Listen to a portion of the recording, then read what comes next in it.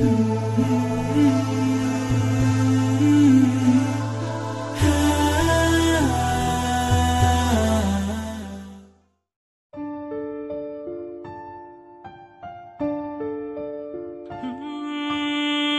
که حبیب خدا صلی الله علیه و سلم شب معراج رفته بودند، برگشته آمدن 27 سال از بین گذشته بود.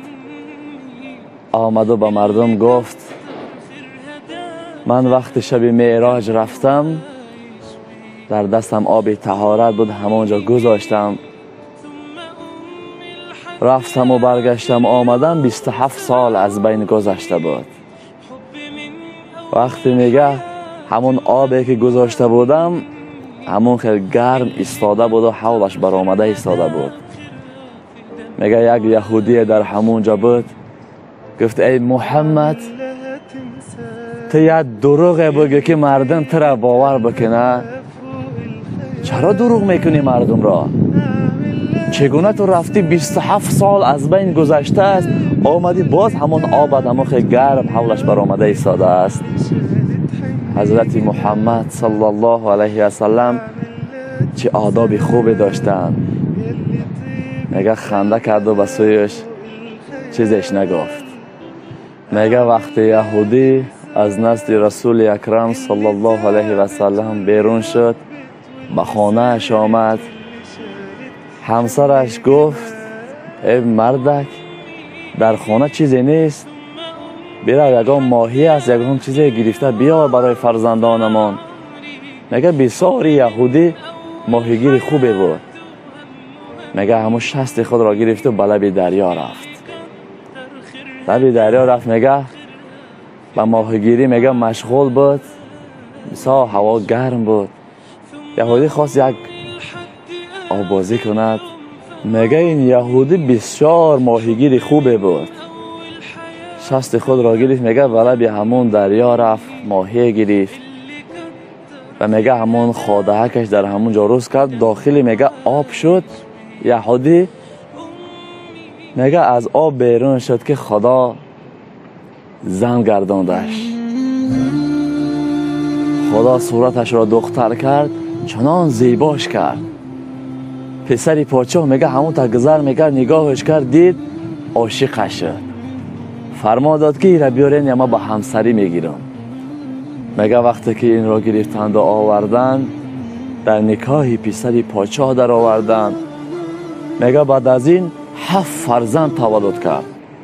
و بعض روایت ها میگه چنانه که رسول اکرم صلی الله علیه و سلم گفته بود که تو چگونه 27 سال از بین گذشت، تو یک شب معراج رفتی آمدی 27 سال از بین گذشت و آبت همون خیلی گرم. و بعض روایت ها میگه 27 سال میگه خداوند از بین همه گذرانده بود. در 27 سال میگه 7 فرزند تولد کرد. بعض روایت ها خیلی از این دم زیاد میگن، بعض روایت ها از این دم کم میگن، الله اعلم. وقتی میگه روز میگه این یهودی که خداوند این را به صورت زن در آورده بود، یعنی پسر پادشاه و همسرش، روز میگه با دوگانه های خود به لب دریا رفتند و هوا خیلی گرم بود. میگه آوازی داخل دریا شدن. میگه وقتی یهودی میگه از آب بیرون میشوه، خدا مردش گردانده و مثل همون اصلی که پیشینه بود همون خیل شده است. زنهای در گیردش بودن در حیرت افتادن و انسان این حالت که بینه در ترس می افتد. میگه این یهودی نگاه کرد، میگه همون ماهیایی که گرفته بود در داخل ستیل همون خیلی جنبیده ایستادن و خاده‌ای که ماهی میگرفت در نزدش همون خیلی ایستاده است. وقتی این حالت دید میگه بسیار گریان شد، در حال ماهی ها را گرفت و به سوی خانه حرکت کرد. داخل خانه شد که دید زنش روغن را مانده است و همسرش گفت مردک آمدی؟ خودی حاضر روغن رو هم گذاشته بودم. الله اکبر. یهودی باز این حالت که دید گفت ای همسرم، یک واقعه از سرم گذشت، اگر نقل کنم باور نمی کنی. گفت وقتی من به ماهیگیری رفته بودم، خدا مرا زن گردانده بود و پسر یک پادشاه مرا گرفته بود، از من 7 فرزند به دنیا آمد و باز 27 سال از بین گذشت و من آمدم میگه داخل دریا. باز همونجا خدا مرا مرد گردان، آمدم نگاه کردم همون ماهی ها همون خیلی زنده جنبیده ایستادن. الله اکبر. میگه من در حق رسول اکرم صلی الله علیه و سلم چون این سخنهای زشتی را زده بودم، خدا مرا به همین اوحال گردانید. میگه در حال ماهی ها را گذاشت و به نزد رسول اکرم صلی الله علیه و سلم آمد و گفت مرا ببخش، خدا نیز مرا ببخشد. همه لحظه میگه ایمان آورد.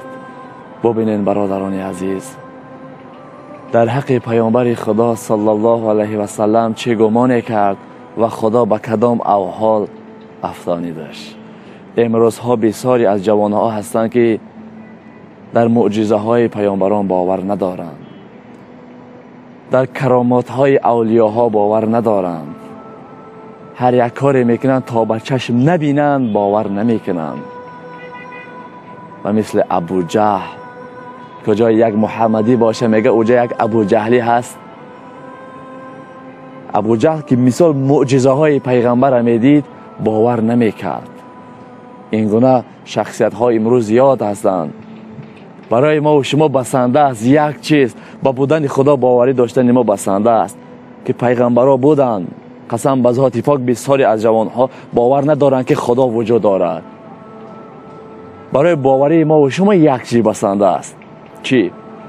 کاری کنید که شب نشود، کاری کنید که روز نشود، کاری کن بیمار نشوی، کاری بکن که نمیری. این همین برای ما و شما بسنده است. البته هم بیمار میشویم، هم شب میشود، هم روز میشود، هم میمیریم. هیچ چیز از پیش خود چیزی نشد، هیچ آهن خنجری تیزی نشد. یگام چی از پیش خود یگام چی نمیشود. این شب و روز کی میکند؟ خدا میکند. کی ما و تو را بیمار میکنه؟ الله میکند. کی جان ما و تو را میگیره؟ الله میگیره. برای ما و شما دامولای امر معروف کننده لازم نیست. انسان قبر یا تابوت را بیند باید که عبرت گیرد، بداند که روز از روزها ما هم همونجا میرویم. این قصر و این خانه و این چیزی ما و شما ان همون قبر است. این ماشین های زیبای ما و شما میگیریم ان همون تابوت است. این لباس های زیبای ما و شما میپوشیم ان همون کفن است. کفن است.